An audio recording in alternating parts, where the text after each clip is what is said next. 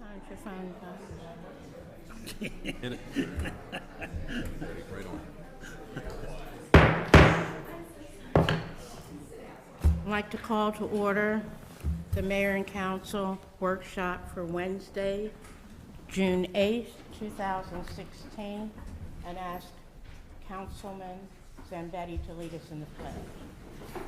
Pledge allegiance to the flag of the United States of America and to the republic for which it stands, one nation under God, indivisible, with liberty and justice for all.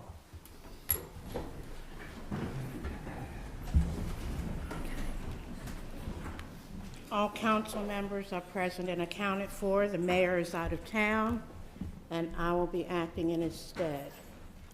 We have quite a full agenda tonight.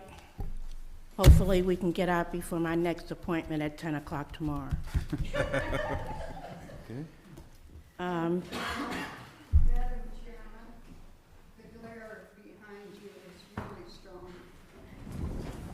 We can resolve that.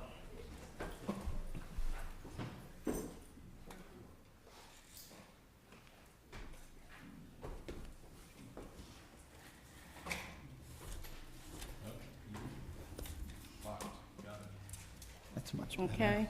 Is that better? Okay, first on the agenda, we have a public hearing for the Bollinger Park annexation.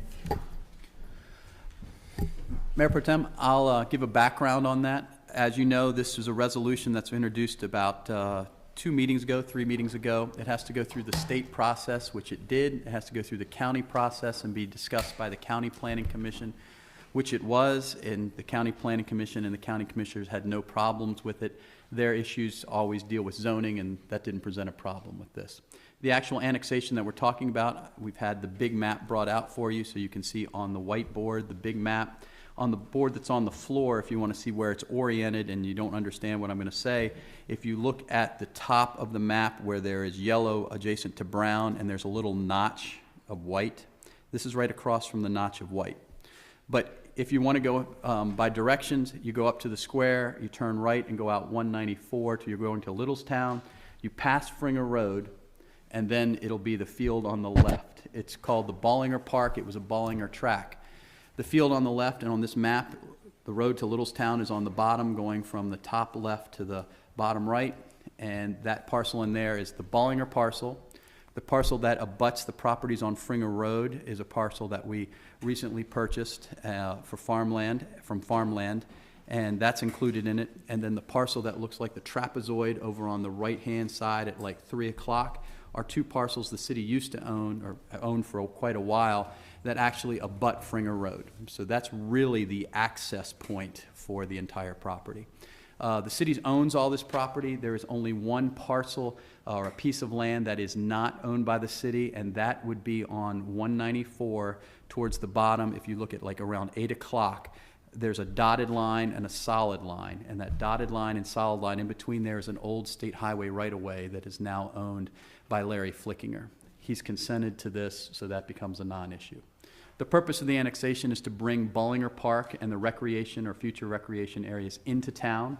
If it becomes in the town limits, the development review process and the planning processes are much easier, and that was it. So this was done. It's been through the process. The goal tonight is to hear from any citizens or anybody that's interested in this to comment on it, and depending on what you hear tonight, you are eligible to vote on this on Monday. There's no more wait on this.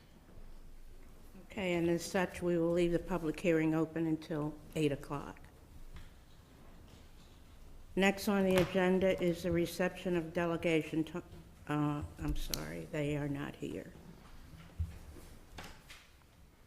Reception of delegation, Daniel Haynes, age of candidacy.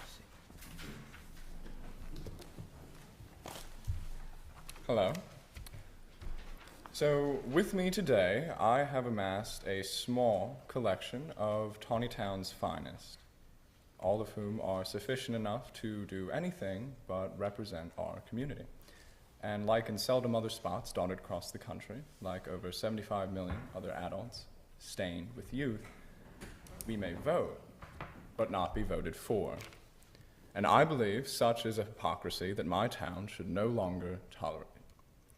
Before the 7th governor of Massachusetts found himself in office, he asked John Adams, what reason should there be for excluding a man of 20 years, 11 months, and 20 days old from a vote when you admit one who is 21?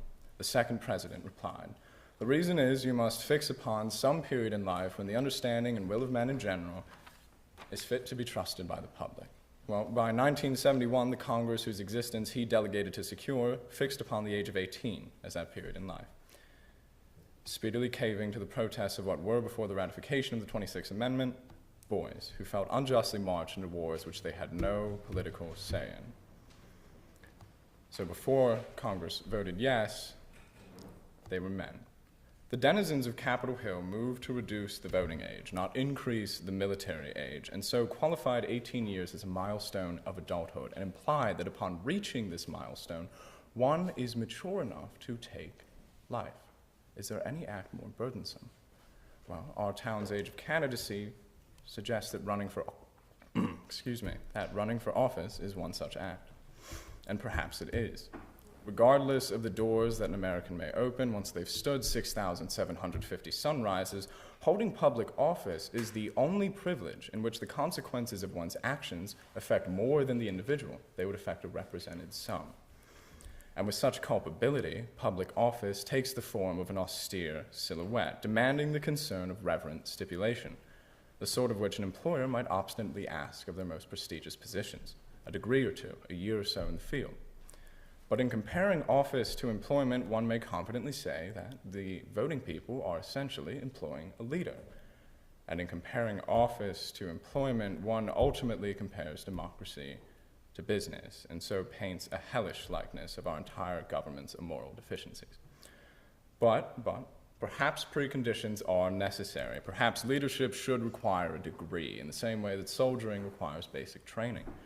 Perhaps the age of candidacy is rightfully set to ensure that an individual has been allotted a number of years in which they would hopefully utilize the wisdom of certain committees, clubs, and programs painted with the colors of our political process.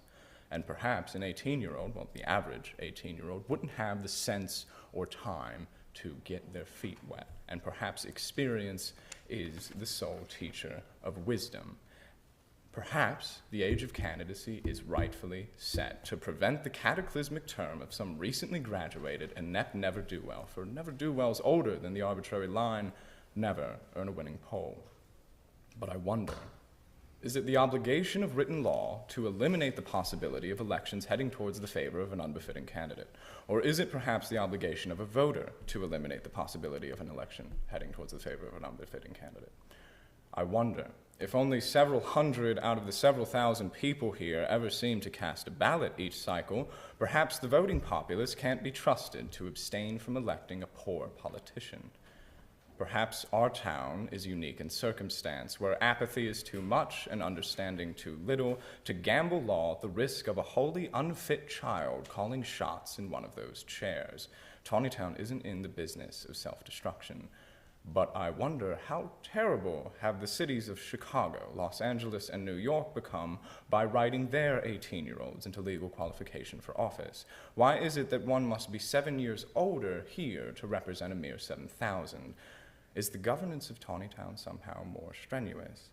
The state of New York ranks 48 out of 50 in terms of general voter turnout, where only 29% of the population ever concern themselves with matters of state. Only 24% of New York City's voters cast a ballot to determine its current mayor. So perhaps apathy is not unique to our piece of ground. Perhaps it plagues our entire country, and perhaps it's no reason to assume that a young candidate would lack any of the subjective qualifications necessary to receive votes in their name. George Mason, the founding father, who set in stone that 25 be the age of federal delegation, supported his chisel work by saying that he was an idiot at 21 and assumed that most other 21-year-olds were just like him. But the flaw in George Mason's argument breathes into our age of candidacy. Now, a bird once told me that a collective cannot possess to know the individual. The government cannot profess to know the individual. Therefore, just as one cannot budget based off the assumption of financial growth, electoral law shouldn't be written based off the assumption that an 18-year-old candidate would be inherently unfit for office due to perceived slights about youth. So, I implore my town to embrace its function as a laboratory of democracy, to extinguish hypocrisy with principle, and extend the right of candidacy, unmoving faith that the age of 18 is when the understanding and will of men in general is fit to be trusted by the public. I encourage my town to find the merits in a charter amendment and reinvent itself. Thank you. Now, I will stand at the podium for any clarification or questions, and I will also hand out to each member of council a copy of my speech, if that's all right. Can I ask a question? Any questions for Mr. Haynes? Yeah, I have a question. Why do you suppose that a 25-year-old age is in the city charter? All these years. Why do you suppose that is, Daniel? I think that the best argument for that would be because psychology dictates that one isn't objectively mature until they've reached the age of 25. So if I had to rationalize it, that would be why. Okay. See any advantages at all to the older age? Sure. Like I said, you have been allotted a number of years to go out and take advantage of those committees, clubs, and programs painted with the colors of our political process. You can learn, you can further your education beyond what is required of you, so you become seasoned, in a sense, more worthy of running for office. But to me, that contradicts the principle of being able to vote when you're 18, but not being able to be voted for. Joe was a young elected official. I was delighted when you were elected. How old were you when you were elected? I was elected the day after I turned 27. 27. Is there anything else? May I ask Mr. Haynes, why now?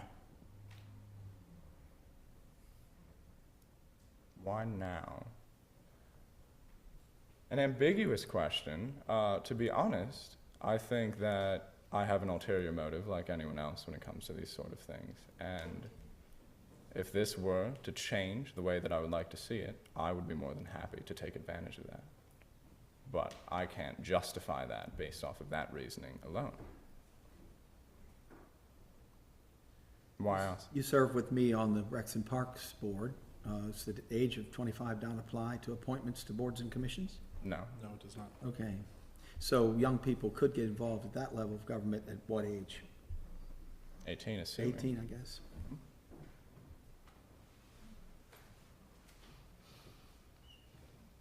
Thank you, Mr. Haynes. Thank you. Appreciate it. Next on the agenda for approval on Monday is the approval of the minutes of May 4 and May 8th.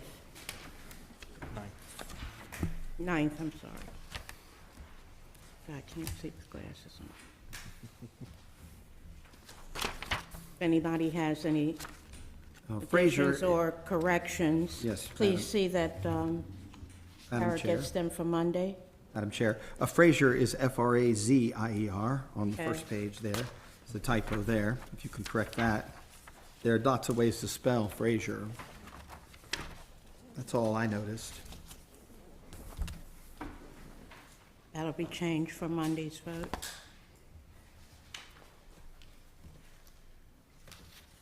Okay, at this point in the agenda, I will take public comments on non-agenda items.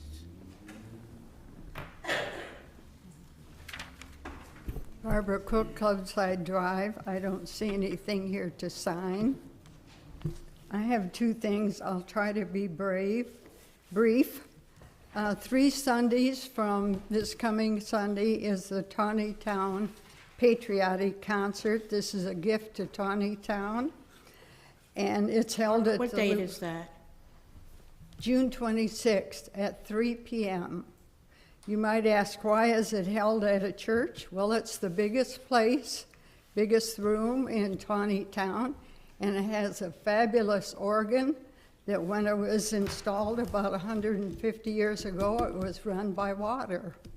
Since then, has been switched to electricity. So everybody's invited, the public. The second thing is, I think it's time for the council to begin thinking ahead a little bit. I would like to suggest that the Taneytown Record be published monthly. I think it's too long between editions. Sometimes the things are too far in the future and people forget it, or maybe by the time it comes out, it's past. And, well, I have other things to say about it, but I'd like you to start thinking about it. It could be half the size, and I have other things to say, but time to move on.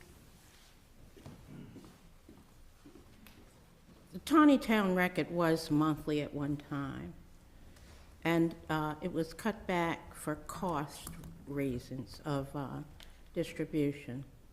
I think we have a handle on that now, the cost, but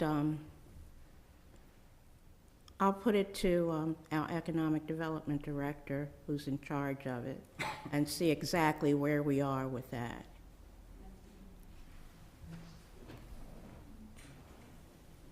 At this point, I'd like to add, I'm More sorry. comments. I'm sorry. It's funny because I had questions about the same thing. We didn't talk to each other, but I noticed that the Taneytown Record is coming directly to our house, and I think it used to just be at the library, wherever you could pick it up.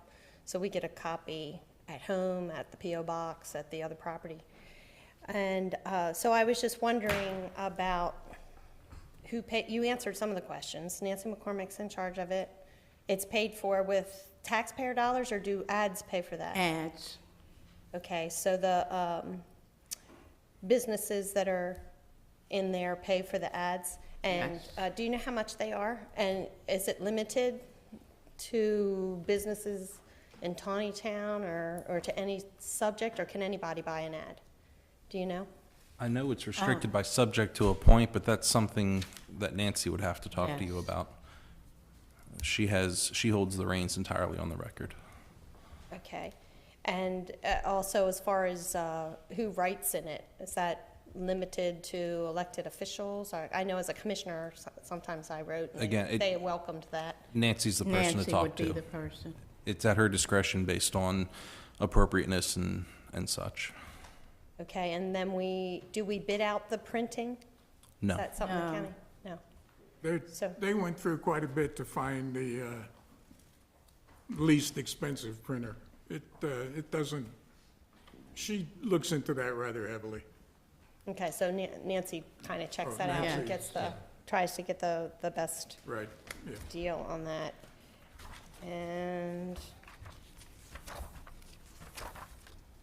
And then is there anyone else who works on it besides Nancy? Does anybody else put it together, or she puts the whole thing together, does Puts the whole thing together. Okay. All right, thank you. Appreciate it.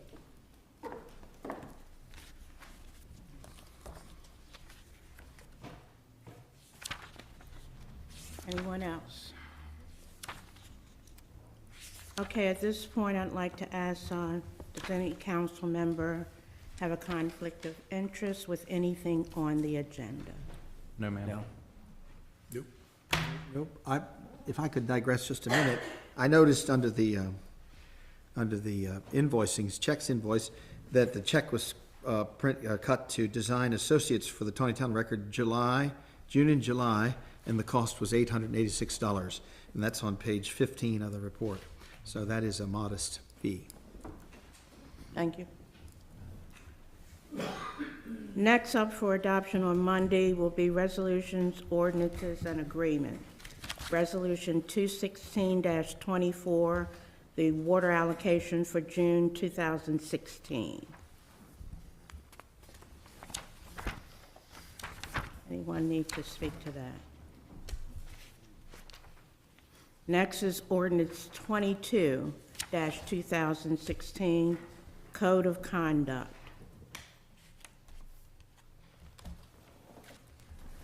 To my knowledge, this is the latest version in the package. Correct. And barring any councilman additions, corrections, this will be up for vote on Monday. Right. From the last version, there was only one change. The cover page is not part of it. It's not part of it. That's for your information to easily read it. I mean, it can be given out, but it won't be codified. The only change that is in the back on the enforcement section is in bold. The reason we didn't discuss it last month, or one of the reasons, is that if you read through the version of last month versus this month, the outline format, A, B, C, and D versus 1, 2, 3, and 4 versus little I, did not match the whole way through. So that has been changed now to be consistent the whole way through. So if you can cite A1, you could cite B1, you can now cite it the way it's supposed to be done. There was a change for last one, which was requested at the last meeting, and that was to change in 3A, which is the enforcement section, that the action be made by supermajority vote. That's not bold because you had requested that at the last meeting and directed that. So that's it. Those are that's the only change aside from the formatting that you have. Thank you. All right, I have some concerns about this piece of legislation. Madam Chairman, if I could just address a few of them. I believe that the Taneytown City Council enacted 3 onerous pieces of legislation that are unconstitutional. The first one being the Incumbent Protection Act, which regulated campaign finance and super empowered the Ethics Commission. Unfortunately, that became law over my objection. And then the Charter Amendment, which gave council members the right to vote off fellow council members, which I believe is clearly unconstitutional, resulted in a great deal of rancor. And then this piece of legislation, which is also beyond the pale as far as the authority it gives to staff. The first thing I'd like to say is that the city councilmen that are attacked in this piece of legislation are not employees of the city. We are the managers of the city. We're elected by the people to represent the city. We're not. This associates our conduct with the employee manual, but we're not employees of the city. Just because we're compensated doesn't mean we're employees of the city. We're elected officials, elected by the people at election day. I talked, for example, to various people trying to do my job as a city council, Madam Chairman. I tried to do my job because I've been involved in politics since I graduated from high school. At the age of these young people here, I was very involved in politics. I ran for office when I was just barely 25. And I know a lot of people, so I talked to a lot of people. This piece of legislation, and I encourage you all to vote against it, it would forbid a city councilman to be able to do that kind of interaction with people. It also forbids me to talk to my own town staff. It says I can only talk through the town manager to town staff. I have issues, 2 or 3 issues right now I want to talk to town staff about. Mr. Smeeks went out to see a piece of property at number 9 Bancroft Street. He was there 4 times. I want to talk to him about that. I haven't got a chance to do that yet, but I want to talk to him about it. He's the one that has firsthand knowledge of that. Why should a piece of legislation be passed that forbids a councilman to do their job and talk to city employees? I can't imagine having to come down to the office in order to get permission to talk to a city employee because maybe the permission would be denied or maybe I'd be penalized about it. I don't know why this bill was drafted. Did Mr. Gullo, the council, did you write this piece of legislation? I believe that the city manager contacted the Maryland Municipal League and got various forms of that, and then I was tasked with taking the various forms that he and Councilman Zambetti agreed upon and putting it so it matched the city charter and the city regulations. So this piece of legislation wasn't drafted because of the majority of the council asking it to be drafted? I believe it was. I was directed to do it, and Councilman Zambetti requested it, and No, I know everybody that. else did that. Yes. Yeah, I knew that because that's been the story all along. I don't understand why the city council would want to restrict the right of speech of a city councilman. I don't know why you'd want to restrict the actions of a city councilman. And I don't know why you'd want to empower fellow councilmen, whether by a simple majority or by a super majority that you just stated in your amendment portion of your discussion, so that council members could fine other council members when they don't agree with what they're doing. The penalty stage says this: penalties which may be imposed by the city council. And who are they imposed upon? They're imposed upon other elected officials duly elected by the voters. It says shall be between $50 and $500, or a written reprimand, or a written censure, or other penalties permitted by the charter and city code. Well, we already seen censure being enacted by the city council. What's to think that we wouldn't have future councils bickering with one another? This act superempowers the city manager. It limits the ability of a councilman to do his job, and then it goes on to give the other council members the right to fine other council members. Where's the statutory authority for elected officials to bring action to fine other elected officials who are standing duly elected officials? Where did that come from? It's in your charter. Your charter allows the council to create its own rules of operation. Well, that's pretty vague. I mean, to fine up to $500, for example, if I disagree with the council, and there have been too many 4-to-1 votes here lately, but if I disagree, you can fine me $500 for disagreeing. And where did that authority come from? Well, a vague phrase that says that you can make whatever rules you want to make? Well, that's inaccurate, that you wouldn't get fined for disagreeing. You get fined for violating these if the council decides by supermajority you did. And That's disagreeing right. is not any of the things that are on here. Well, can't you foresee, Mr. Gullo, the town city council, the majority, persecuting a minority member by just a simple majority vote? They refused to excuse my trip to the Philippines at a recent meeting when it was a duly announced. I announced my trip to the Philippines in November, but they refused to enact an excused absence on that. And that's So the why wouldn't unjust things be done? That's the democratic process, and the minority is protected. Never before have you given have governments given the authority to fine other members in this way. I don't believe the vague passage you described gives us authority to fine for $550 to $500 minority members of elected board. Madam Chair, when there's a moment, may I have the floor? Sure, for purposes of a colloquy, or you want to? I want to Councilman Figliotti. point out a few different things. First of all, the trip that you made to the Philippines happened before we passed the legislation, so your trip did not fall under the auspices of that piece of legislation. It's a great example. You went on a trip in the Philippines in January, I believe? Why did you vote to enact something that would allow the majority to not excuse a legitimate absence? First of all, that didn't apply under that piece of legislation. And But second, it does now. And second, So why would you vote for something like you that? can't vote on something retroactively like that, number one. Number two, nobody had any issue whatsoever, even at the time, with you going to the Philippines. Nobody said anything about it at all. As a matter of fact, the mayor said anything that spreads the gospel, he's totally in favor of. Well, I don't see why you would want to empower the council majority to persecute a minority member. You can vote just not to excuse an absence.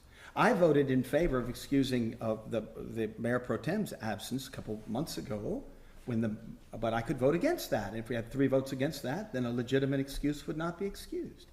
And then you could fine a person for missing. There's a provision in here that says you wouldn't be paid if you miss an absence if the majority. I'm paid $135 a month, okay, for being on the council. So that you'd be able to dock the pay of a city councilman if they had an unexcused absence. They have to reimburse the city for that amount of money. And that's not correct. Not correct. And that's, if you're reading it that way, maybe the confusion is, it has nothing to do with the pay or the compensation. What does it mean when it says reimburse the county for time missed then? Well, it means reimburse the city, and I'll give you an exact example. If somebody says they're going to the Maryland Municipal League Conference, that conference costs $300 or $400. If you decide you're not going to go, the city already paid the money, and you should reimburse the city, meaning the taxpayers, if you don't go. Some of these things that you say, I want to go to this class, the city's all has a budget for that if it gets approved, but if you don't attend the class, the city loses the money. So that's the reimbursement, and it specifically talks about what that means. Well, that sounds reasonable when you say it, but that's not what the law says. That's The law exactly what says that you could do it for anything where you miss something.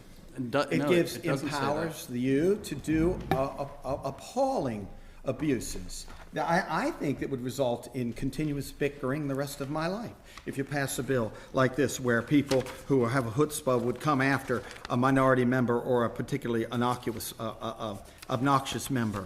I think if the voters want to vote people on the board, they have the right to vote them off. I don't think that you can just find people off of a board by harassing them. What happens if you fail to pay the fine? Madam Chair, may I continue? Yes. Thank you. All right, It's so appalling. the point of a code of conduct in the first place is not just about right behavior, Councilman, but it's about transparency and accountability as well, right? I had a lot of interesting research that I conducted over the course of the past month into some of the claims that you've made or some of the concerns that you've brought forward, right? So the very first thing I wanted to figure out, right, in looking into all of this was, the issue of constitutionality of a code of conduct at all, right? And I figured that, the best place to start with that would be the U.S. Constitution. And I was able to find an essay from the Office of Congressional Research that says that the Constitution vests Congress with broad authority to discipline its members based on a code of conduct, right? So it's constitutional for Congress to do it. Now, in the U.S. Constitution, the states are given various powers, various abilities to conduct their own affairs, to handle laws and their conduct in their own ways. And that power is vested to them in the U.S. Constitution. Now, in the Maryland State Constitution, under the Home Rule section, and Jay, I believe that's Article 11, Section E, Municipal Corporations, gives municipalities the right to conduct their own business, the right to engender their own code of conduct for right conduct of business. These are powers vested to the state that the state vests to local municipalities to address their operations. Now, I went a little further, and I found out, I looked into the U.S. House. They have their own code of conduct. The U.S. Senate has a code of conduct. Even the Chief Justice noted in his 2011 end-year report that the U.S. Supreme Court adheres to a code of conduct, to a code of justice. So the executive branch does too, as a matter of fact. And there's an overall code of ethics or government service in general that pertains to both elected officials and to non-elected officials. So the idea that having a code of conduct at all is unconstitutional is simply not accurate. They have them at the state level, they have them at the federal level, and we have them at the local level. I didn't say that, but that's okay. Madam Chairman, I'd like to add that. I'm really concerned about this way of line of sorry. thinking. Just because the United States Senate has a code of conduct, or the Supreme Court has a code of conduct, that we have to draft a 10-page document right now in the middle of the water bill fight in order to try to limit the ability of people to speak and fine them $50 to $500. The point, Councilman, was that you had challenged whether or not having a code of conduct was constitutional or not, and the evidence that I just provided. No, I challenged whether fining, I disagree, Councilman. Fining $50 to $500 is constitutional because of the separation of powers. I think you could charge me with a charge, but I don't think you could convict me of a fine. From the report that I just read, quote, the Constitution vests Congress with broad authority to discipline its members. Those sorts of constitutional possibilities for disciplining someone include fines. Yeah, well, this is not So the if Congress of the if United it's States. constitutional at the federal level, why is it not constitutional at the local level? It's not constitutional to fine me $500 if you disagree with me on a simple majority vote. Nowhere in there does it say does that not we can say fine that. you because we disagree with you. It does say that. It says it very clearly. It's so vague. I'll just read you a couple passages here. It says city officials. It's not talking about citizens or employees. It's talking about officials. Officials must avoid interfering or directing with the city manager method of carrying out the council's decisions. If I disagree with them, I can speak up about that. But you think, Joe, you think that this council will never act to abuse this law to silence the minority of the people? You know, it's interesting because you're talking about the tyranny of the majority, but sometimes we also have to be concerned with tyranny of the minority as well. How would the minority have tyranny?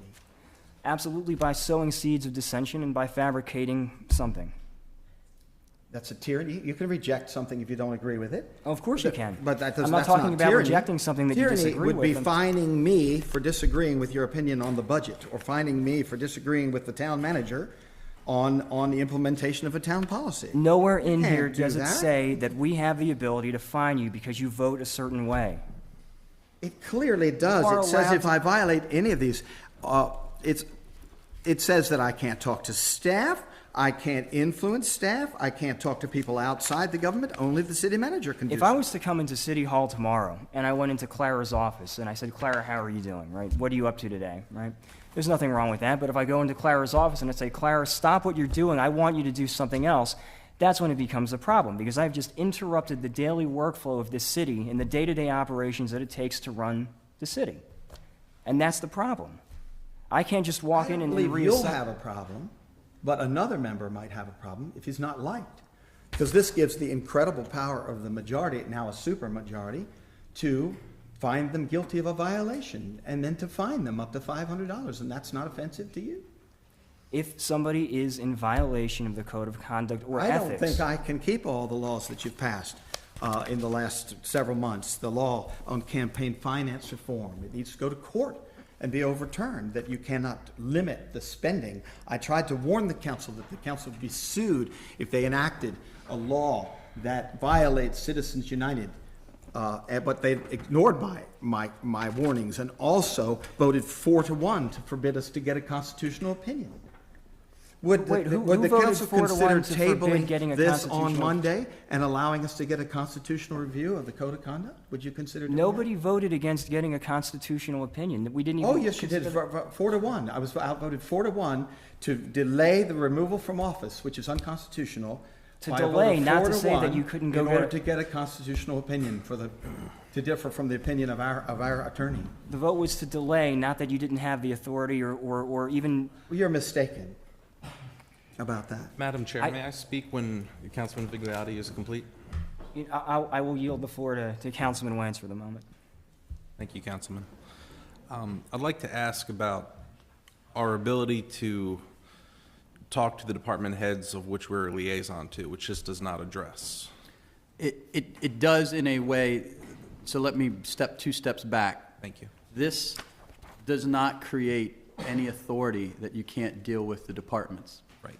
That already exists in the charter and in the code. Basically, it tells you in the charter what the city manager's duties are. It establishes a chain of command. It talks about how the city manager deals with department heads. It's all there. So that's how the city functions. This basically sets a code up among yourselves that says, we're going to agree that we're going to follow what's already there, and if we don't, we're going to hold each other accountable. So that's what this does. As far as talking to department heads, if you can, or for that matter, even if you use the rec council as an example, there are specific languages in here that says unless they're empowered to do so. Right. So when the mayor appoints one of you and the rest of you confirm that as the police liaison, that specifically entitles and empowers the councilman that's the police liaison to deal with the department head. And you have one for pretty much each department. So that's empowered in here, and this says that if you're empowered to do that, you're allowed to do it. The example is when you're not empowered to do it. And without going on to the soapbox, you have to look at it from the employee's standpoint. I deal with this all over the state. When a department head is approached by an elected official and directed to do something, they're in an awkward situation. Do they tell the department head no, or tell the elected official no, we're not going to do this? Do they report it to their supervisor? It creates a big problem. So what we're trying to say is don't put employees in that situation, work through the chain of command. If you had a question for a department head, you'd route it through the city manager, and the city manager would tell the department head, you need to answer this question. You need to deal with that. And that way it's all orderly, it follows that situation. Now, is there an allowance for an alternative chain in terms of council members going through the liaison to a department head?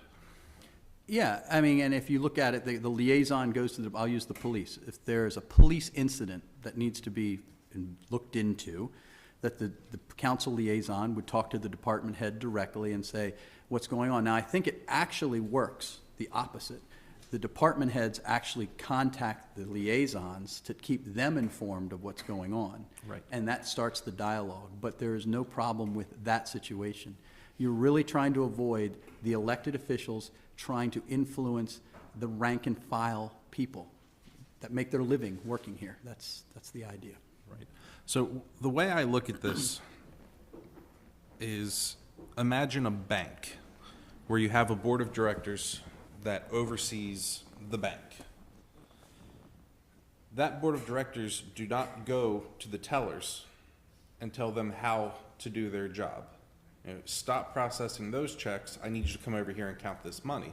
They rely on their branch managers and authorities that they've entrusted in that position to do those things.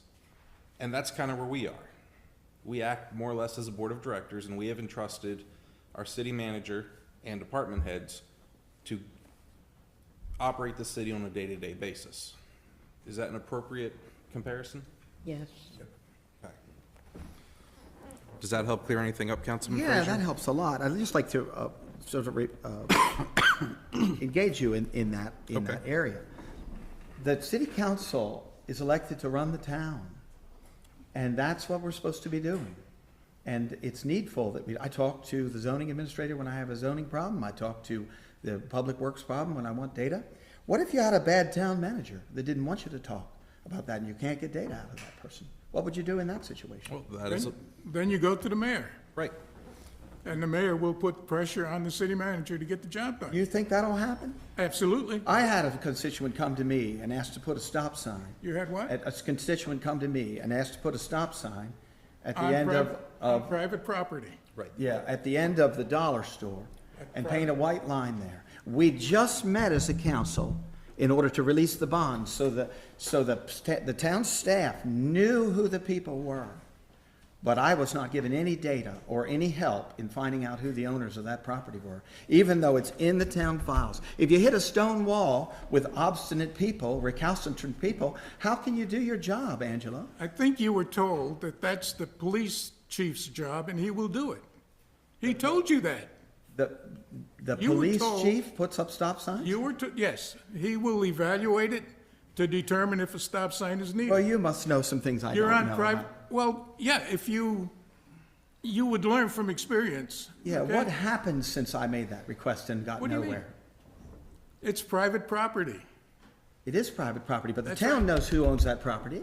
Well, it doesn't matter. We can't Because we put the just stop sign released on the it. bond on that property. A little later in the agenda, we're going to reduce the bond of Meadowbrook Development. So the town could help to do good things, except if they don't like a town council member. Then they can build a stone That has wall. nothing to do with liking or not liking a council. I'm just saying, if you enact this, there's going to be persecution of people that aren't liked by the majority ad infinitum for the rest of my Has nothing life. to do with you. This is any council wrong person, about that. any elected official. It doesn't say code of conduct for Donald Schaefer. It does, or Frazier. Frazier. It doesn't say that anywhere in here. Well, I don't can't trust find you. it. So, here's another thing, I'll Madam go Chairman, if I might say change the subject, we're not getting anywhere with this. It says here, when representing the city or official business, officials shall not speak negatively of the city or any city official, employee, contractors, vendors. Furthermore, said official shall behave responsibly in a manner as to project a positive image of the town. Well, what if I think your water bill's just way too high, and I'm upset about that? Can I speak about that? I mean, that's not, I don't think we have an appropriate fee structure for water and sewer in this town. We were given an opportunity to fix that, but Zambetti, Foster, and Wance voted against that, and so we're stuck until we get new people on the council. What does it mean you can't speak? Now, if I was not elected, like you young people here, I could talk to any official I wanted to talk to. Or if I was not elected, I could talk negatively about the town. But as soon as I get elected by hundreds of people, then I give up my right to speak honestly about how I feel about the city if this piece of garbage is enacted on Monday. Councilman, nothing is restraining your freedom of speech in here. All it's setting is a code of, for example, if you were to go give a commencement address at FSK, I know we talked about that example in the past. You go give a commencement address at FSK, you're officially representing the mayor and the city council. If we say, Don, we want you to be our official representative to go That's give a not commencement speech, right? Then you go there and you give the speech, and you're not supposed to go there and say Taneytown is the worst city you could possibly imagine. You're supposed to go there as an official representative of us and say, hey, the city of Taneytown wishes you guys congratulations on your graduation. We wish you good luck. We look forward to seeing what you guys do in the future. That's not restricting your free speech at all. This is simply a code of conduct for how when we vest you with the power to officially represent us somewhere. I was invested by the voters with the power to speak honestly about my government. I don't agree that you can restrict my right on that. And what this allows, Councilman, is when you wish to speak your mind as you see fit, whether you want to call the mayor a blubbering idiot or whatever you happen to be, That's right. you simply say that you are representing you. Right. You do not say No, the it city says council here sent that me if here you to think say it's negative at the next meeting on a supermajority, you can fine me $50 to $500. When making, Why can't you see that, Councilman Bigliotti? Councilman. That these things I'm reading are enforced with an onerous fining. Councilman of Wentz one is- councilman against another. Councilman Wentz is 100% correct. If you're somewhere and you're speaking your opinion, you have to demonstrate that you are not officially representing the mayor and city council at large. And you're going to fine somebody at the next meeting $50 to $500. Let me ask you a question, if I can pose it in terms of an Bickering. analogy. It's going to be bickering for the rest of our lives if you pass this piece of information, of this legislation. Well, let me pose a theoretical situation to you. If you were going to speak at a commencement address for a college or a high school, wherever the case might be, why would you want to represent the city negatively to begin with? I want the city people to rise up and unelect some people who've put a marijuana plant up at the end of town or raised my water rates too high. And I want to be able to tell the truth about that without being fined at council meeting $50 to $500. absolutely, and it's, as it says here, I can't understand why you will not repeal your decision to bring a marijuana plant. Councilman Wentz, you were saying? thank you, sir. When making public utterances, officials shall make it clear whether they are authorized to speak on behalf of the city or whether they are presenting their own views. By all means, express your views, but let them know that you're speaking as Donald Frazier, not as a representative of the city council and their views. And you'll see it everywhere that you look. You'll see elected officials do that all the time. They'll say, in my opinion, et cetera, et cetera. That's all it's asking for. Well, It's I not think because it's people naive. don't like you. I think it's naive to think that this piece of legislation will not be abused. I just think it's naive. Anything can be abused. We can't come up with every edge case for everything. It is impossible. Why are we empowering with 3 pieces of legislation, super empowering the city manager, super empowering the election board, trying to give people the right to kick other people off of the council? Councilman Wentz, if I may, briefly to your point, you remember back in late March, you attended a gallery opening for Taneytown for the Arts. That's correct. And I had been requested to give a speech at that gathering about the importance of art, especially in terms of a small community. I had no restriction whatsoever on my free speech. I made mention that I'm a city councilman, but I'm representing me. I'm not representing the mayor and city council at large, and I went on to give a speech about the importance of art in a small town. I don't see why that's such a difficulty. There was no restriction on my That's freedom of not speech negative. at How all. about if I feel that what you do is negative? Should I be able to fine you $500? If I No, talk about because- art, No, because he said he was not representing the city council. So you would not be able to fine him. We would not be able to fine him Why? for that. Why? Because Give that would be inappropriate. fining authority, councilman against councilman, person against person. Hate is not a family value. I agree with you right there.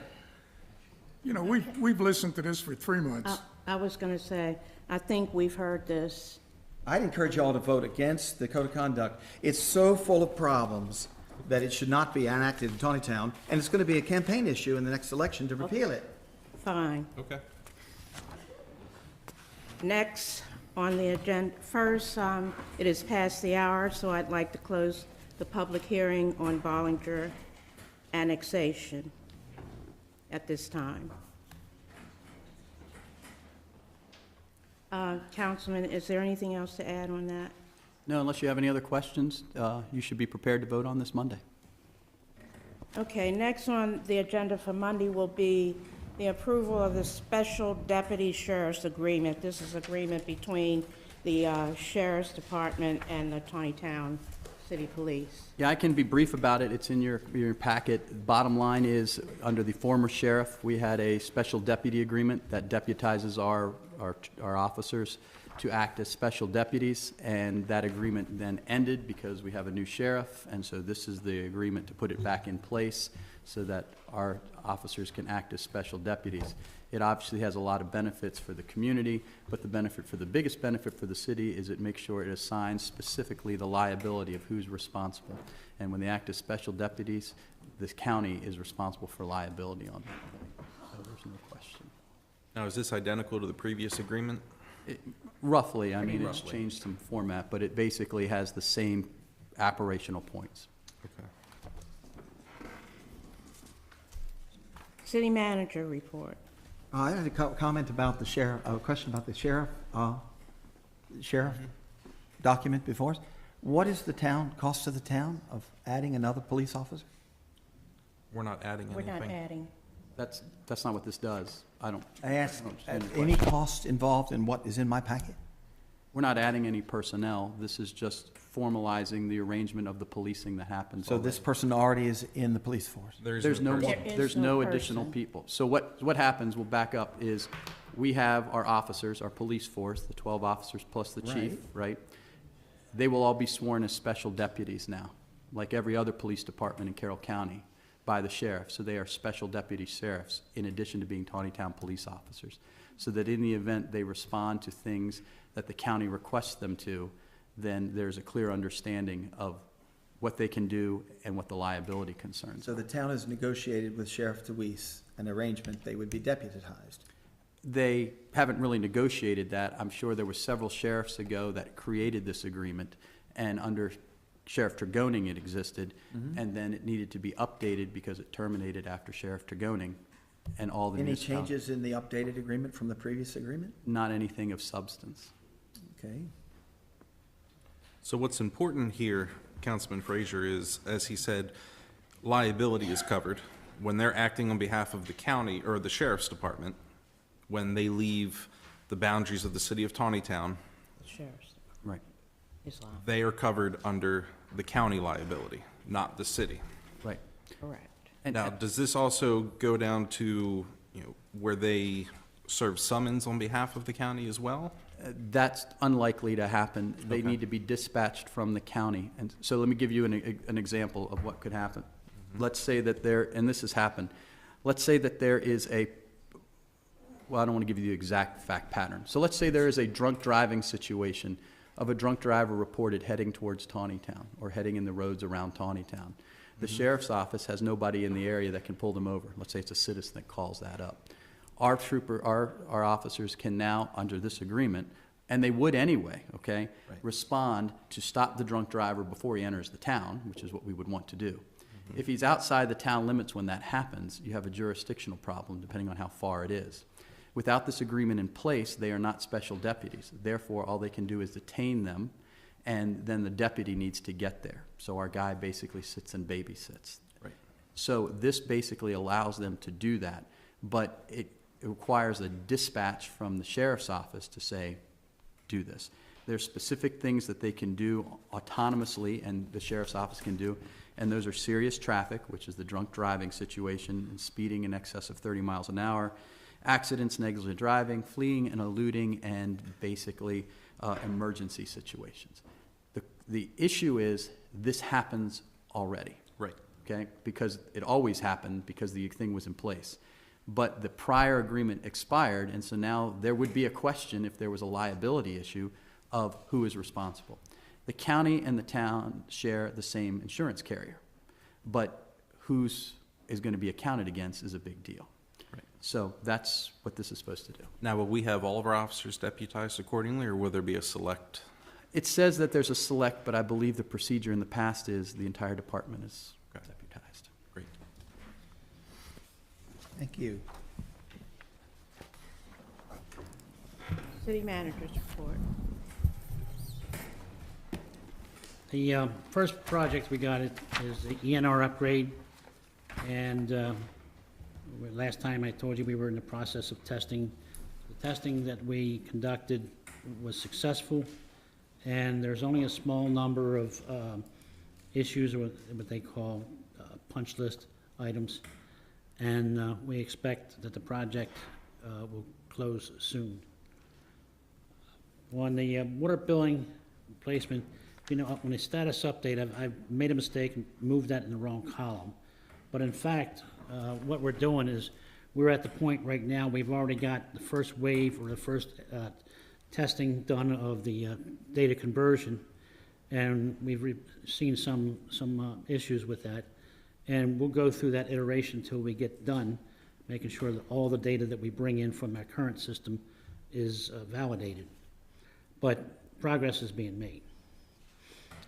Now, the next one is the Streets to MIA grant. I put Roth Avenue because that's where they installed the lights, if you want to go take a look and see what they look like in the evening. Pretty bright. How many lights were installed on Roth Avenue? 16. 16, something like that. And the thing where it says project completed, and on May 13th should be there, so that project is completed. And we're still working on the capital projects 25-year plan, as well as the capital equipment. Things that we've done since then, the RFP for the website was issued on the first of the month, and we're expecting, they're due, responses are due on the 20th. So right now, I guess we've had at least 6, 8 inquiries, and so that we'll have that in by on the 20th. And That's when they have to have it in? that's the due date, right?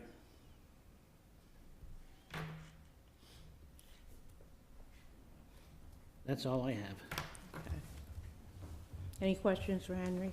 Yes, can I just ask, Mr. Hine, if you can just give us a rough idea of what items were in the 25-year capital budget program?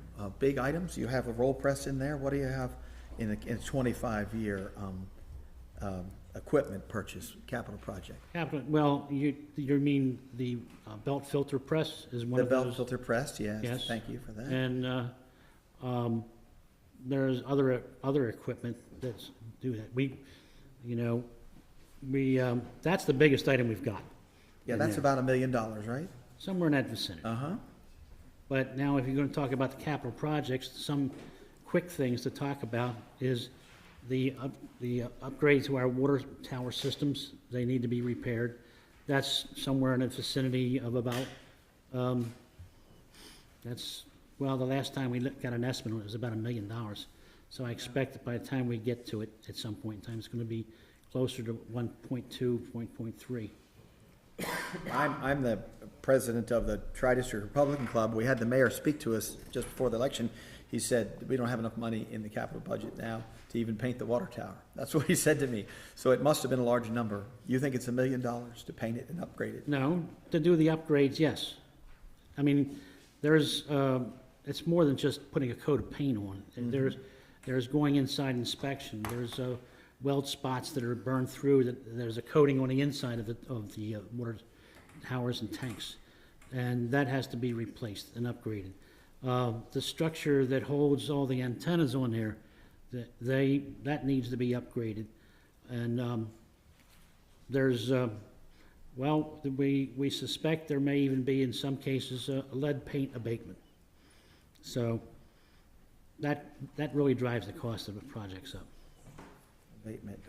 To get to 25 years, what other things do you see in the out years? Well, I don't have that in front of me here. Well, I just was, to get a sense of what we're talking about I here. thought I gave that. Yeah, well, we have water tower and then the belt roll press and the. Well, And that's If the it list goes- you're putting together now. yeah. It- But That's in But it progress. expands into streets and roads and things of that nature. There's a lot of road work that needs to be done. Although the money is being replaced or increased as far as the highway user revenue fees, you got to remember that they have been reduced for approximately 5-6 years now. Yeah, wow. Which means that every project that we've done has been set back by 5 or 6 years. Even though that money's even if we went to 100% reinstatement, we would still be behind in projects. Hey, thanks for that. We also have to look at sleeving some of the old sewer systems, True, too. replacing water lines in the older part of town. Well, yeah, There's a lot of money and a lot of work to be done to bring the older infrastructure up to today's standards. when you're looking at these projects, what you're trying to do is anticipate what's going to happen in the future. For example, we know that in 1970, 75, the Cloverberry was developed, and so that infrastructure down there is probably at a point where it needs to be looked at and inspected and replaced or sleeved. So those are the typical types of things we're looking at. For that. Okay, the departmental reports are in the package. Anybody have any questions on anything, any of them? Are we going to talk about the electronic message display board? Yes, I will bring that up in new That's under new business. business. Oh, under new business? Yes. Okay.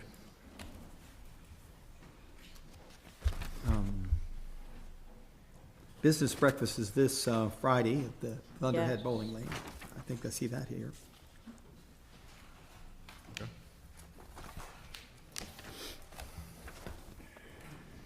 Okay, next on the agenda is the legal report.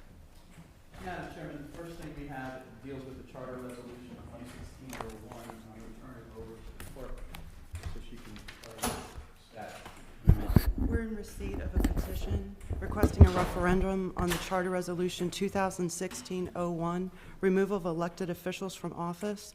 We're in the process of reviewing that and verifying the signatures, but we have not completed that process yet. Thank you.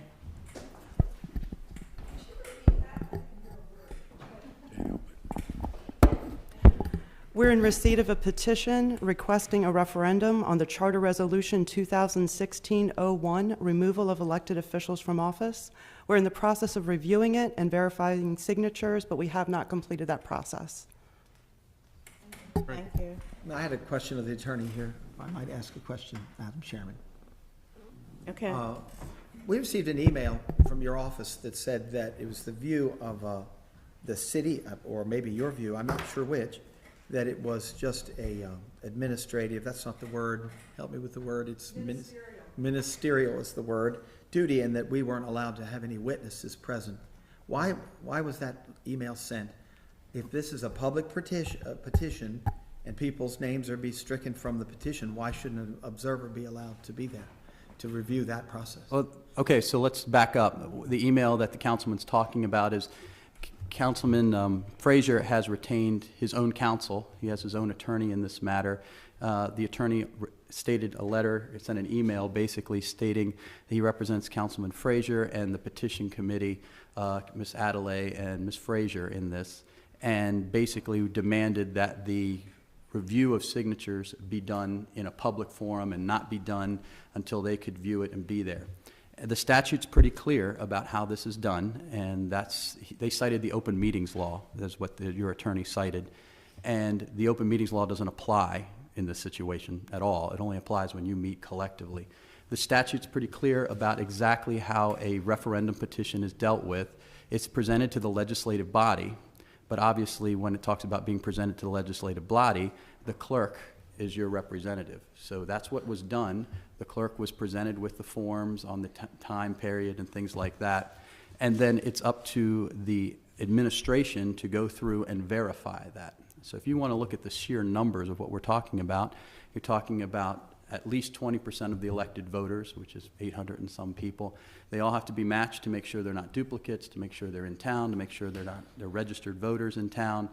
All that has to happen, and this case law basically states it's a ministerial act, meaning that when all is said and done, there will be a form, basically a petition form that says these are the names that were struck and these are the reasons why, and this is the end result of that. And so until that can be done and tabulated, there is no report, there's no report to give. And it is not something like counting votes. But your email to me, I think it was directly to me, but I'm not sure. It was to your counsel. I'd have to Okay. communicate with him. Okay. Talked about, we could not have representatives to see the process underway. That's correct. It's not an open meetings process. It's a ministerial process.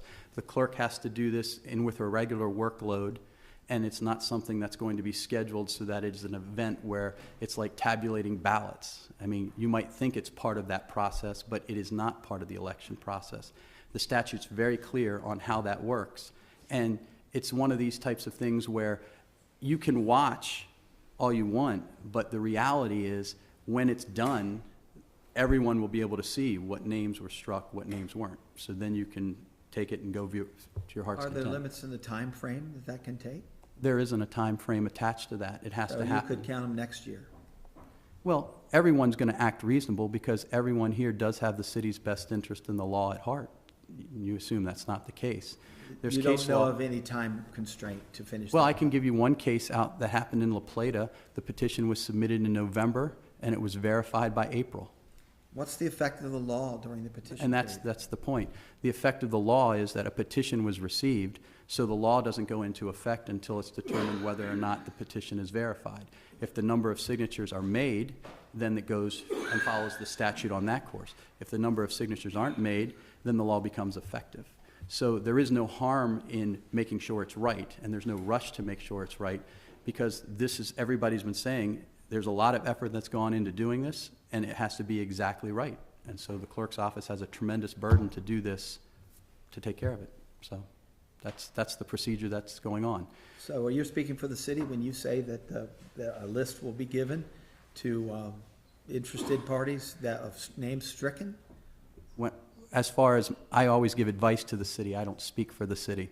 So my advice, once this is done, and this happens all over the state is the way it's done, is that there's a written record of what happens that's produced by the city collectively, and presented to you. So you can go through it and see what it was like. It's presented to the council as a whole. There was no, once again, there was no report in my packet from the legal department. Right, we covered that No before. report in the legal department. And there will not be a report in writing. We covered that before because when I give you something in writing, it could possibly be attorney-client privilege. And when it's attorney-client privilege, it can't be shared. And we've had incidents before where you did share memos that I gave, so therefore I can no longer put memos in the package. Yeah, there are memos from other staff that we hire. But they're not the attorney, and the attorney's treated special. Just like you have your attorney and he gives you advice in confidence and private, I do that for the corporate entity as well. And But so we have that's- no data about what you're doing because for- there's nothing in the packet. Well, there's two errors there. I'm not doing anything. It's the city clerk's office that's doing it, okay? That's number one. I don't And the believe second that. thing is, there would never be a report in my report about that. I have one other item, if we're Yes. finished with that. The important thing to understand what you're going to see out on the street, I like to keep you updated. We have had a punch list meeting with the Creekside developers, okay? Everybody's familiar with Creekside out there, the 66 houses that have been built, and that means that Lennar Homes, the nationwide builder, has a letter of credit posted with the city, and the actual builder, Bob Ward, has finished constructing his houses, and the property owner, which is a company name, basically is saying, all right, what do I need to do to close this out? They just top-coated the road, so that happened, let's say, in April. Under the Public Works Agreement and city statute, that has to sit for one winter. So that means not until next April will the city be in a position to take that road over, which means in the meantime, they plow it, they maintain it. But then we are allowed, after it's set, to make sure there's no damage, settling, and things like that, they can come in and say, now we want this to be a city road, and we process it in April. So that's one big issue. There are several paper issues, legal issues that have to be worked out with right-of-ways and things like that that won't bore you on. There's two tangible issues that you and the citizens will see out there. One is they have to do some tree planting to finish their landscaping plan. And basically, normally it's done where they build the house, they put the tree in, they sell the house to a homeowner. That's not done in this market anymore. Now the homeowner says, I want that lot. They buy that lot, and then the house is constructed. So when you get to the part where I want to put a tree in there, then the homeowner says, I don't want that tree there. But the landscaping plan says it needs to go there. So the Planning Commission, it was presented to the Taneytown Planning Commission, said, we're okay with amending the landscaping plan. They have to do that. The same number of units have to be on there, meaning units of trees have to be planted on the property. And so there was a meeting, one of the punch list items to meet with the zoning administrator was to come up with an alternative of where they could be that would be best served. That's going to go to the Planning Commission when it's time to be done, but they'll be starting to plant those trees. But the biggest issue is the sidewalk. Big dollar item for them and something we have been after forever. As you know, if you go down 140 towards the circle, after you pass CVS on the north side of the street, the sidewalk stops. There's a bank there. And the reason the sidewalk stopped is back when the streetscape was done, back when the price was too high, That portion of the sidewalk was cut, stating that when Creekside builds, it's a part of their agreement that they have to pay for the sidewalk and put it in. So why should the citizens pay for it at this point? So they're at the point where they're going to put the sidewalk in. If you drive by there, you'll see some stakes in the yards. Those are not necessarily where the sidewalk's going to go. There's an offset to that, so just don't see the stake and say, oh, the sidewalk's going to go over that far. All the property owners, and there's really only two that have been dealt with, those two property owners realize this. They're cooperating because they want to see the sidewalk happen as well. The sidewalk will go up and connect to the sidewalk that comes in right behind the sales sign in that lot before you get to the gas station. And then there'll be sidewalks in the rear of those properties as well. So if you were in the development and going to walk to Food Lion, you'd be able to stay on the sidewalk the whole way. So that is going to be an important thing to finish the link out there with the sidewalks. They realize they're going to do it. There was a lot of discussion sometimes in the past that, hey, maybe they're not going to do it. They're going to try to get out of it. There's no indication of that at all. These gentlemen are going to do this, and they want to do it this summer. So if you see or have questions about that, that's the big building that's going to happen on it. And that's the Bob Ward Company, right? No, the developer is the owner of the property, the one who developed it. Bob Ward has nothing to do with this. They just built the houses. So obviously, there is nothing that's going to happen with reductions of letter of credit, taking over of the infrastructure, likely until next year, but until we see tangible process where they actually put the sidewalk in, put the tree plantings in, and things like that.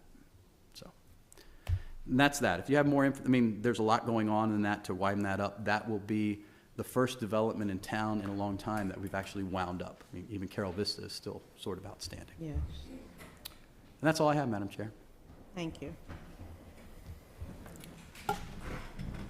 Okay, moving on to new business, monthly financial report. Anybody have any questions on that?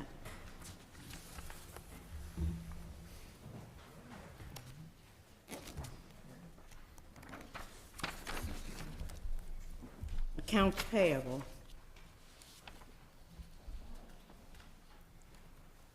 Just wanted to ask a question about the RK&K expenditure of $13,000. What is the WWTP upgrade, and why was there a check cut for that for $13,000? Is that a payment? Is that on a Wastewater treatment plant. They are, is that a payment on a loan? no, Okay. it's a payment on work that they've done. They're acting as our reviewer for and a WWTP wastewater treatment plant. Right. So there's been a project completed between 2/27/16 and 4/1/16. What was the work that was done for $13,000? I don't have the invoice in front of me. I just don't know. You don't know It's- the answer to that? No, I don't know the exact answer to Okay. that, but it's work that they have done. Okay? This work's It's part been of the going on. project. It's part of the whole project. been We've going been on for making, 2 years. we've been making payments on this for that to them. I just was trying to discern whether the work was just done between the dates that were written there, or whether it's part of a payment for a period for work that was previously done. Well, usually the invoices come in and they are stating the work that was done in the previous month. Okay, that's why the dates. Okay, that helps me. Thank you.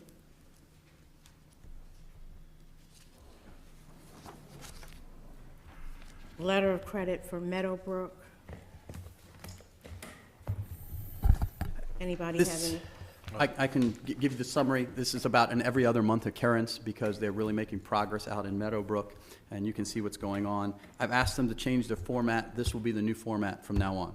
That means it links it like a ledger sheet, so you can see where it was, what you're asking to be released, the backup for the releases, what the current balance would be, and then it'll update itself so that everyone will then be added to it, so you have it all in one form. Bottom line is, this is submitted, it's standard. The work was done, approved by the town engineer, also approved by the town public works staff, and approved by the zoning administrator to say it's legitimate to release this. I like this format. Okay, I- and, oh, just, sorry. no, that's okay. Just one quick question on the final page of that. The handwriting at the bottom, I couldn't quite read the very last line of it. It says something about requested, and then there's like REL, and Right. what is? Instead of, I'll just tell you what it means instead of trying to translate. There's a circle above that in the chart. $20,326. What that means is that is for water line. Water line is ductile iron pipe. They are told that the price of ductile iron pipe is going to go up by 15 to 20% in the near future. So what he has done is he has bought the pipe that's necessary for the next section, which is 4B, which we've given him approval for, but not being installed, to stockpile out there because he can buy it at a cheaper, I don't think it's out there, but it's somewhere. He can buy it at the current price instead of the future price. What that note says is that increased price is not included in the letter of credit reduction. So that's just showing, because this is an invoice from the contractor that bought it. So he's So just that saying word that's is- exempted from that. It basically says material stored on site for section 4B, not in PWA section 4A, not included in the request release. Oh, it's release, okay, that's, okay. I just couldn't read that last word, the handwriting. That's the developer's handwriting there, so. Thank you. And added under new business is the electronic display message board. Madam Chair, I can speak to that to begin with. The Planning Commission discussed this, and there was a general consensus to take some sort of action, but they do seek input from the council regarding this. Electronic message display boards are like what you see at Wance Chevrolet or CVS.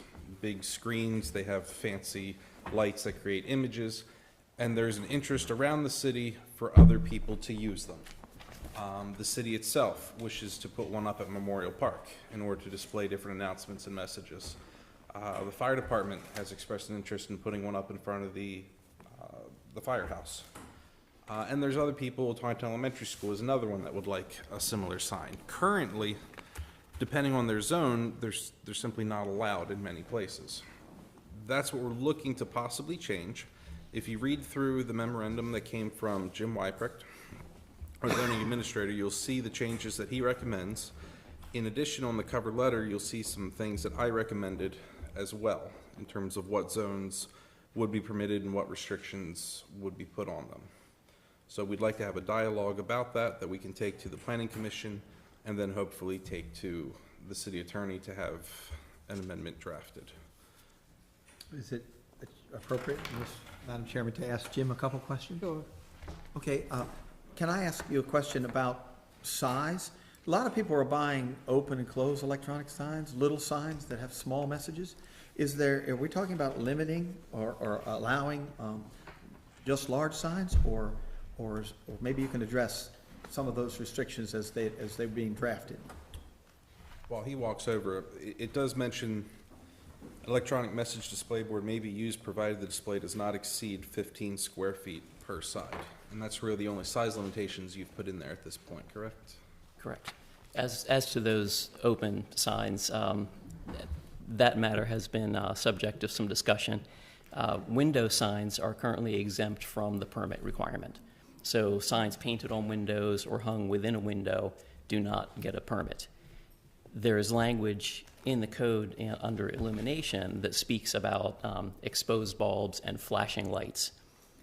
It's really, the code is not very clear about those open signs. Typically, an open flag, an open sign that you put on your door is not regulated. And we have not thus far regulated those flashing open signs, but the fact that they flash does generate complaints. Motorists can find them distracting, and people think of them as an eyesore or a nuisance. So it is something that I would certainly like to have some discussion on as to whether those should continue to be allowed or if they should somehow be regulated or not. Because it has been a point of discussion for a number of people.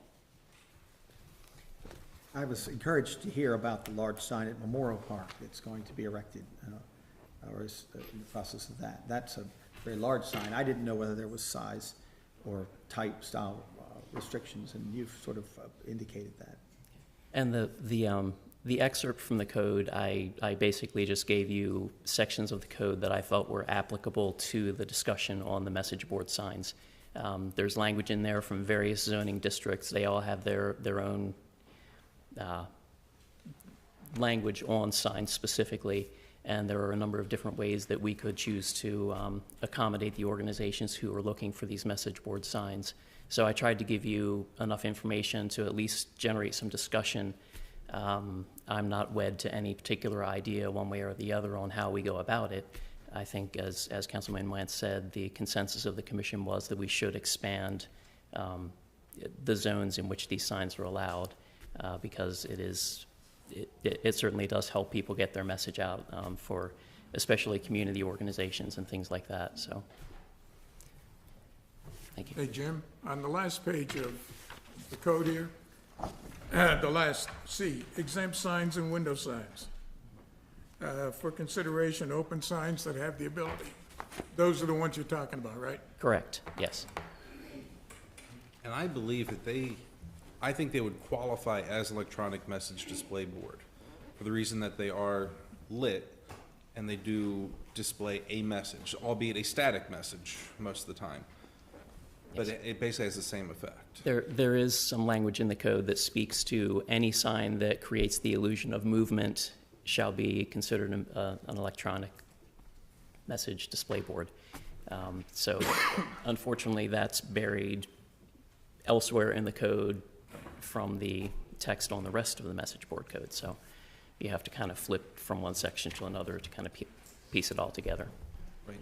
But if it's just solid open, Right. That would fall under And- illumination then. no blinking, Correct. no nothing, Yeah. legitimate? Right. That would not be an issue at all. Right. Okay. In the recommendations that I provided to Mr. Wyprecht, basically it would permit in certain zones based on restrictions. At the Planning Commission meeting, one of the commission members expressed an interest in maybe the History Museum wanting to have a similar sign. They're in a residential zone. Nothing commercial about that zone would allow it. This would allow that sort of sign with special restrictions. You'll see in terms of the times that it can operate. That way it's not flashing at 11 o'clock at night while people are trying to sleep nearby.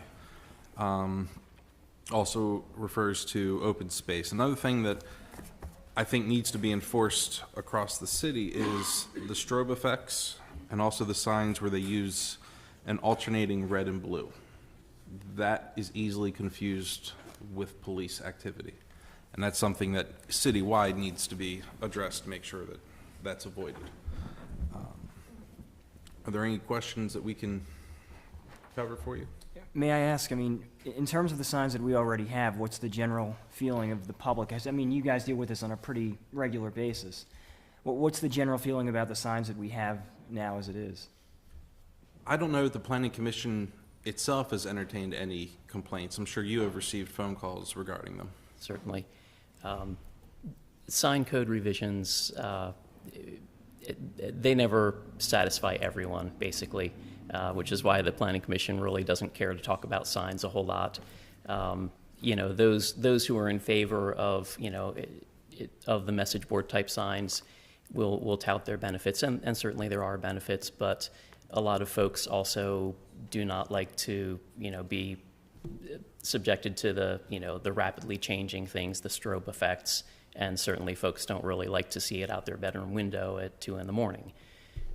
So signs are very difficult. From the business community, there's a lot of, more is better, bigger is better. But from the residential side, it's, well, what about the character of our city? Do we want to look like Timonium Road in Baltimore County? And, Or Las Vegas. Or Vegas, yeah. And certainly the strip in Vegas comes up periodically as far as, allowing this type of sign in particular with the illusion of motion and things like that. So I think that the general public perception is one of proceed with caution. I don't think, I think generally folks don't want to see the city become, kind of glitzy, Vegas-y sort of stuff.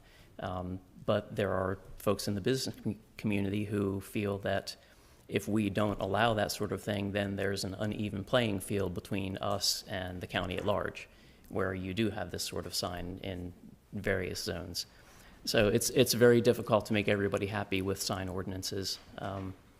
So hopefully we can come up with the right compromise to allow some extended use of them and not offend a lot of people in the process. I was going to say the suggestions that I know Councilman Wentz has already talked about this evening about certain lights and about the times at which they can operate. I think those are good suggestions. Okay, thank you. And we talk about freestanding, not allowed everywhere. Correct. Does that say that they can attach an electronic bulletin board to the building if we don't allow freestanding at that location? That would certainly be an option. Currently, the code allows them only as freestanding signs, and a certain portion of that sign can be utilized as a message board. If we expand it into other districts, that's something that we're going to need to discuss as to, would it be better for that sign to be affixed to a building or be in the front lawn? And I think it's going to vary district by district. For example, the elementary school has what is considered a bulletin board sign where they can put the plastic letters up and, for PTA, night or whatever the event at the school is. So certainly they would like to be able to change that electronically. That the school is in the open space district, which allows parks, conservation things, as well as public buildings like schools.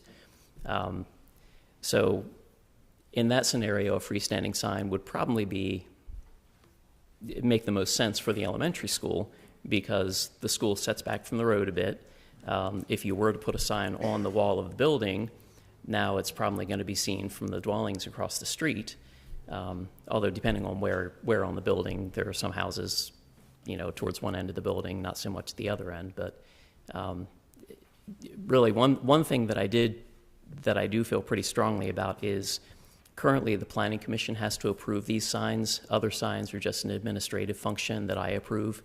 I think with these signs, I would like to stick with the Planning Commission approval, so they would have the opportunity to look at the specifics of the site, proximity of any dwelling units, things of that nature. So, not every site may be appropriate for this type of sign.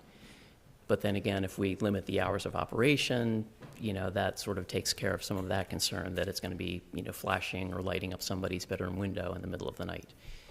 So, but I think it is important that the Planning Commission have an opportunity to rule on these things, and also that gives the public the opportunity to come in and speak their piece, should there be concerns about, the school or the firehouse, or, say we do allow it in other commercial districts, the business up the street putting up one of these signs.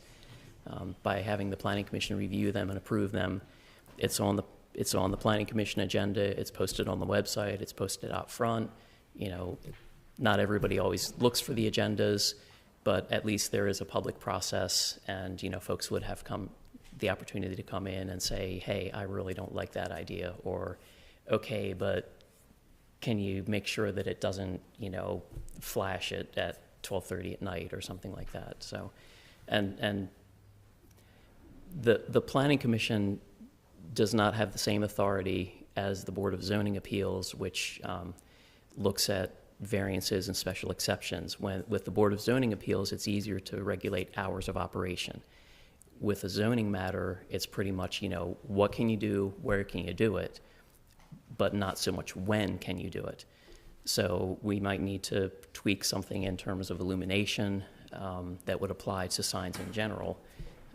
So there is some language in other chapters about site plans, for example, that talks about lighting being turned off when the business is closed.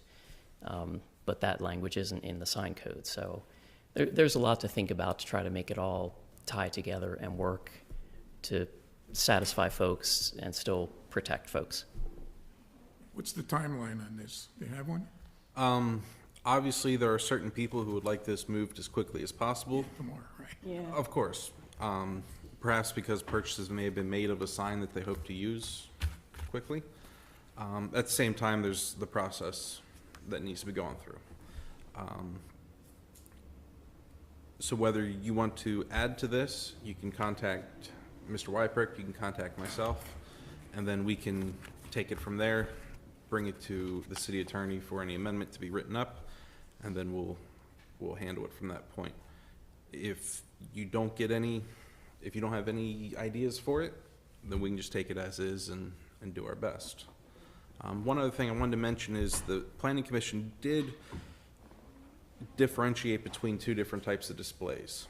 And it's easy to tell what they are because at Wance Chevrolet, It's the big multicolored display. At CVS, it's one color. They have red lights over. I keep forgetting you're behind me. It's terrifying. I'm listening intently. So you have your monocolor displays like at CVS, and then you have the full color display at Wance Chevrolet. And there was discussion of restricting based on that type of format. So that's something else to consider when you think of ideas for this. Perhaps only allowing monocolor in a certain district or a certain zone, things like that.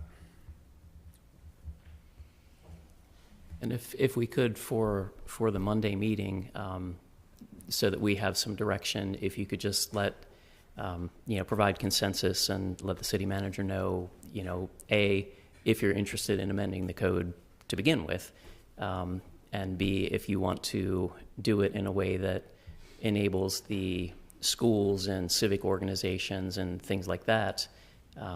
And I think I gave you some excerpts about bulletin boards for civic organizations that can have that type of a sign, or whether you want to roll it out to additional commercial areas as well. So there's, depending upon how broadly you want to expand it, that will kind of drive the amendments that we need to make to the text of the code. And I would be happy to draft that and work with the city attorney to get that hopefully before the Planning Commission at their next meeting for some feedback, even though it won't be formally introduced at that point, but just to kind of get things rolling. So, thank you.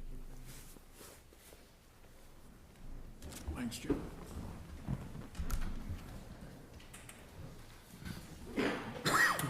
So on Monday, we will give Jim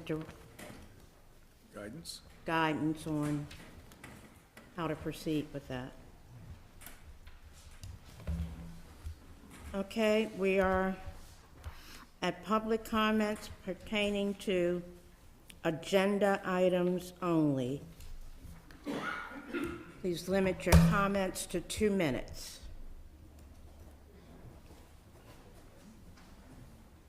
Anyone from the public have any comments on anything on the agenda?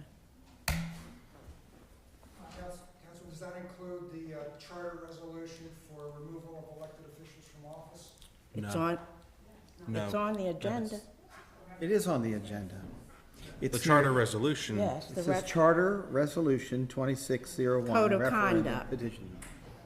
It's supposed to be at 9:30, but we're only at 9 o'clock, so we have a half an hour. So the petition is The- what's on the agenda, is that Yes. correct?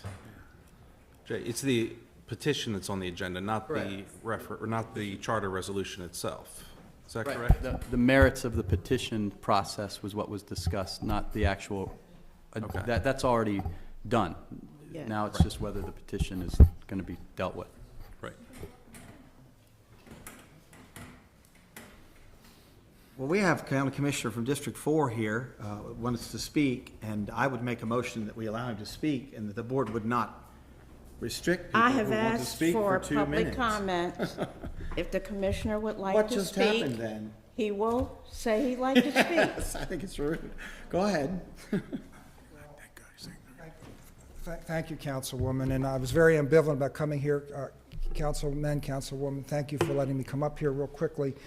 And I'm not here to tell you how to run your town. I respect our form of government. You have autonomy, and I'm not here because I'm friends with Don or Robin Frazier. I am, but that's not why I'm here. I'm here because I have some serious principal fundamental problems with this charter resolution, especially with respect to removing elected officials from office. It has serious problems. I want to zero in on 3 things like a laser beam real quickly. C 519, A, B, and C. Point of principle for ourselves. We're not a democracy. We're a constitutional republic. If you don't believe it, say the Pledge of Allegiance to the republic for which we stand. And in a republic, the majority has no authority to take away the rights of the minority, nor a representative of the minority. Now let's start with C 519A, absence. You can remove somebody who misses 3 meetings. That opens up the door for arbitrary and capricious behavior for future boards that may not have the level of integrity that you have.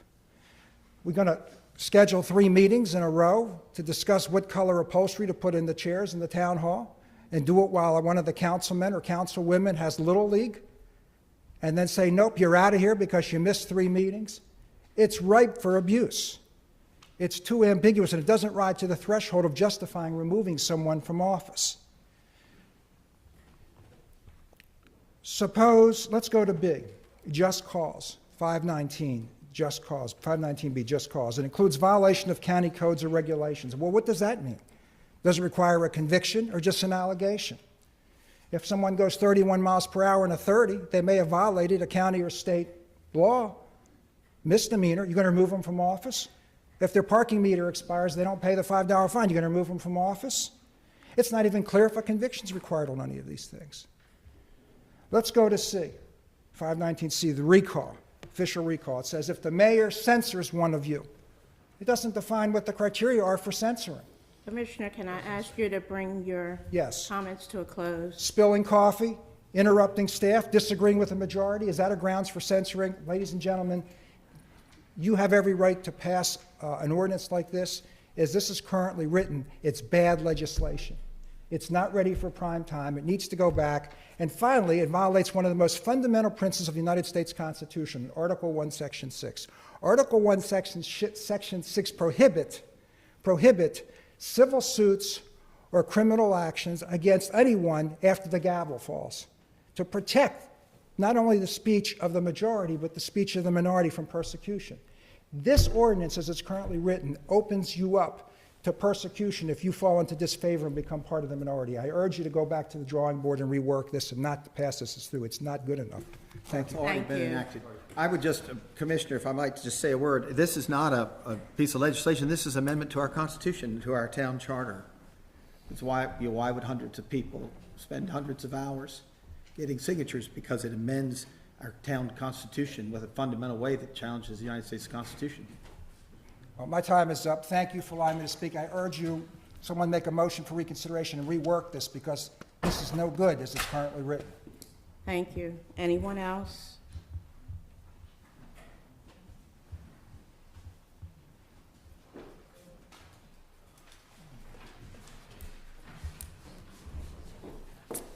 Catherine Adelaide, 9 Cortlandt Street. I'm going to start with the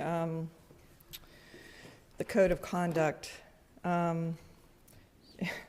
Once again, I hear almost everybody creating this false dilemma for Councilman Frazier, painting these great sweeping, how we're going to act, we're going to be so civil. And unfortunately, especially you, Mr. Vigliotti, sort of really painting yourself as the gentleman, civilized councilman, while you deride and paint Councilman Frazier as the rogue, out-of-control councilman. So, and then you ask him, what, don't you want to be civilized, Councilman Frazier? But that's not the issue at all. The issue is not the various scenarios that are the problem here, which are throughout that legislation. The issue is the fact that a rival councilman can make a completely subjective accusation, then file a complaint, then hear testimony, like in a court, then determine guilt or innocence, like a jury or a judge, and then sentence your rival, fellow councilman, to any combination of fines, public censure, and eventually removal from office if the amendment stands, the charter amendment. Fining somebody is the equivalent of depriving them of their property. Another constitutional concept is due process. So again, don't miss the point of all these fine scenarios. These should be advisory. These are matters of conscience. These are not something that should or can be determined by rival councilmen.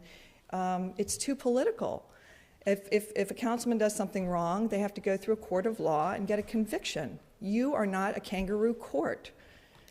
That's all I have to say about that. On the charter amendment, the referendum, I am speaking as the designated contact. It says in 4304 of the state code, the petition shall be delivered to the legislative body. Ms. Adelaide, 2 minutes. Okay. It's The up. legislative body is not ministerial, it's not administrative. You are in violation of the Open Meetings Act. The legislative body, you cannot delegate to a clerk, does not change its function as a legislative function. Counting signatures is a legislative function to be done in an open meeting. You are in violation of the Open Meetings Act. Thank you. You're welcome. Madam Chair, may I ask a question of Ms. Adelaide? Thank you. you say that by levying a fine, we are robbing someone of their property? Is that what you had said?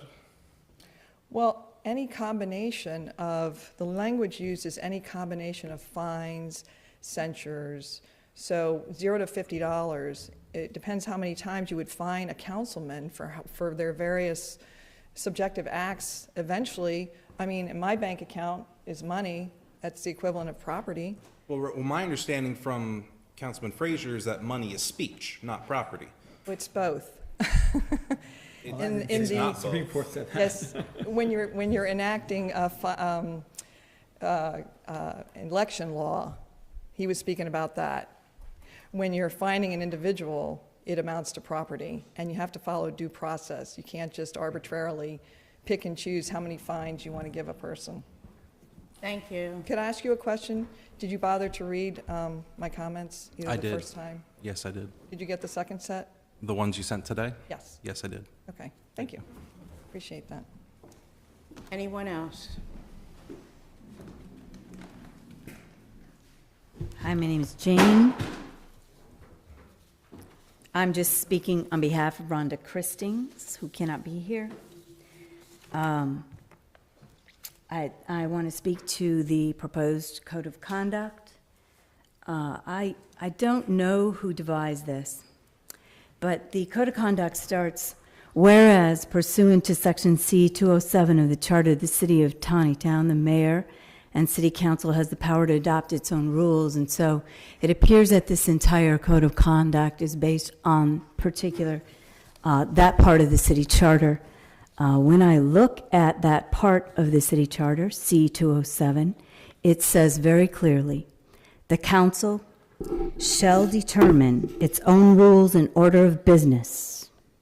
It shall keep a journal of its proceedings and enter therein the yeas and nays upon final action on any question, resolution, or ordinance at any other time if required by one member, etc. There is no comma there. It is rules and order of business. And therefore, C-207 is to be used to set the rules and order of business for you folks when you're here doing business. That's all it's for. This code of conduct is not authorized by that part of the charter. And not only that, this code of conduct far exceeds anything to do with the business of the town. It ends up getting into employees. It ends up getting into a whole host of other things. There's so many problems here. I probably will help Rhonda put together something much more extensive for you. But another issue there that is really troubling, just one thing, is that you are going to set fines. You yourselves are going to be judge and jury and even complainants yourselves, according to this. This is all a violation of the separation of powers, which is guaranteed by the Maryland Constitution as separation of legislative, executive, and judicial powers. Furthermore, one last question.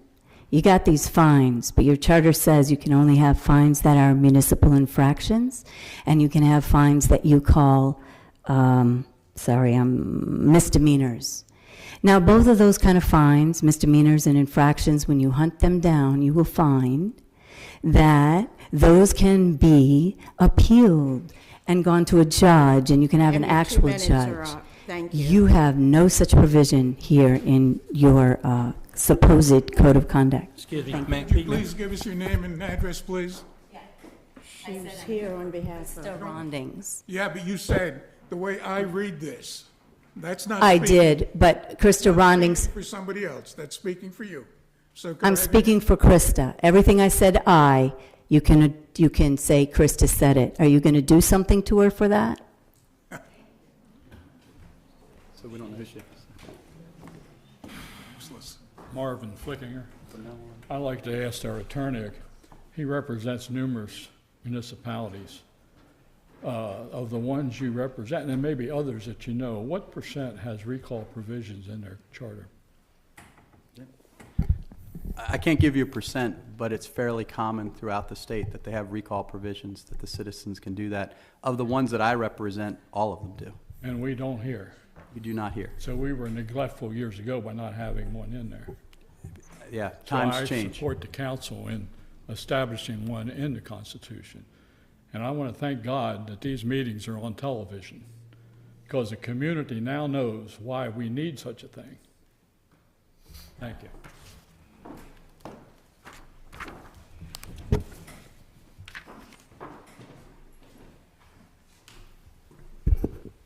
Good evening, ladies and gentlemen. My name is Dan Cox. I'm an attorney, constitutional attorney in in Frederick County, and grew up outside of Taneytown. I want to ask a... I attempted to do that. I apologize. I'll try to lean into it. So. You can get closer. I want to ask, follow up on the question that was just asked, Mr. Golo, the attorney for the town. How many of those removal provisions permit removal for anything other than a crime? Conviction of a crime?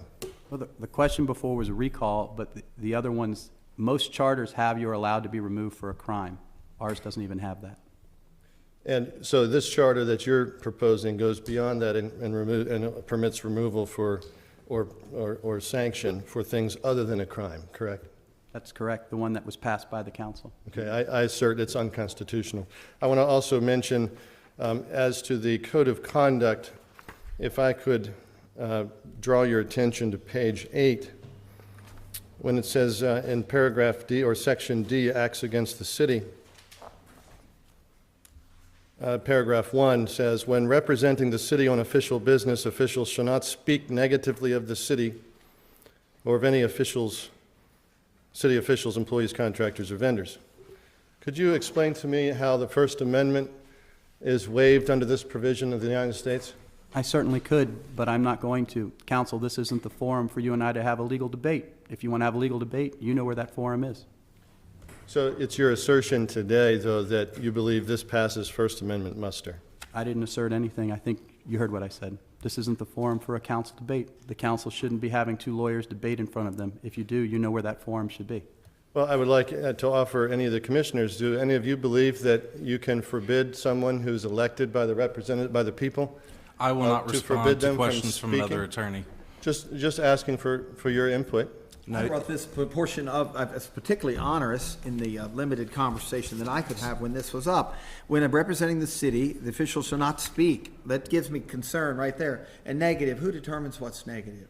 Do you have any thoughts Counselor, about your it? 2 minutes are up. Thank you. Thank you very much for your time. Any other comments? Yeah, I'm Robin Frazier, wanted to comment also on the code of conduct. And there's a lot to say, but I Two think minutes. it's some of the words that, I understand, some of the words that are here in this that are so subjective. You can't say things that are intimidating, degrading, that publicly criticize, that are disparaging, that speak negatively. These are very subjective terms. Who gets to decide that? And I would just like to say that good, healthy debate is what should be happening. And, the people want to hear. They don't want to just say resolution such and such, stamp, and everyone votes aye. They want to know what it's about. They want to know why you think what you think. And lively debate is great in government. That's what we want to hear. We want to know what you're thinking. But I would suggest that even Jesus Christ himself would not be able to pass muster on this code of conduct. And I'll just read a couple things that Jesus has said. Woe unto you, scribes and Pharisees, hypocrites, for you devour widows' houses and for pretense make long prayer. He calls them fools and blind. That sounds like he's criticizing publicly. It's degrading. He says, Jesus went into the temple of God and cast them all out that sold and bought in the temple and overthrew the tables of the money changers and the seats of them that sold the doves. And he said unto them, it is written, my house shall be called the house of prayer, but ye have made it a den of thieves. I'm sure that was intimidating. It was degrading. It was a public criticism. It was disparaging. It was speaking negatively, but he was telling the truth. And sometimes the truth is negative. And sometimes you should be passionate about what you're speaking, and you might use words that are exaggerating. That's okay. It's all part of the debate. Thank you. 2 minutes. So, if Jesus Christ himself can't pass the muster, I think you should probably take another look at it.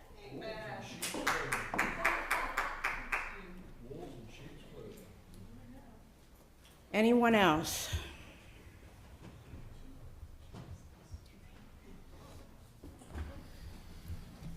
Hearing nothing, I'll entertain a motion to adjourn. So moved. Madam Chairman, I'd like to bring up another issue before we adjourn today, if that's okay. Motion on the floor. We had an event on Saturday, and the city truck came There's a motion on the floor to adjourn. Is there a second? and stole one of my signs worth $100. All in favor? And I want to discuss it with the town manager, whether or not he knew that the city truck did that or not. I called the sheriff about it, but I have not pressed charges against the city for that. Take a All in favor of adjournment or Aye. Aye. aye? And I'm opposed to adjourning. I want to come to the bottom of that.